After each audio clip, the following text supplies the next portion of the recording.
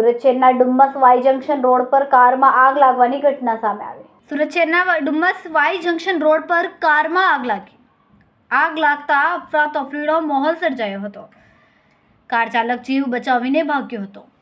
બીજી તરફ ફાયર વિભાગે કલાકોની જહેમત બાદ આગ પર કાબુ મેળવ્યો હતો। સીએનજી કારમાં શોર્ટ સર્કિટના કારણે આગ લાગી હોવાનું અનુમાન છે।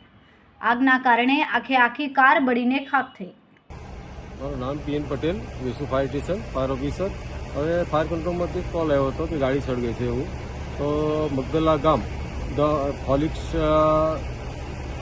રેસિડેન્સી પાસે ગાડી સળગતી હતી, ત્યાં મહેશ્વરી સ્કૂલની બાજુમાં આવીને જોતા સેન્ટ્રો કાર હતી ને કંઈક પૂરી એ લોકો નીકળી ગયા હતા બહાર, એટલે કોઈ જાનહાનિ કે ઈજા થઈ નહીં હતી।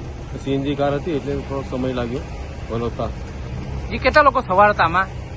લગભગ એ લોકો 4 વ્યક્તિ હતા અંદર, કઈ સ્કૂલમાં કોઈ પ્રોગ્રામ માટે આવ્યા હતા અને આ બનાવ બનતા એ લોકો સેફ નીકળી ગયા હતા। આમાં કોઈ જાનહાનિ કોઈને ઈજા પહોંચવામાં આવી છે? આમાં જાનહાનિ કે ઈજા કોઈ થઈ નથી।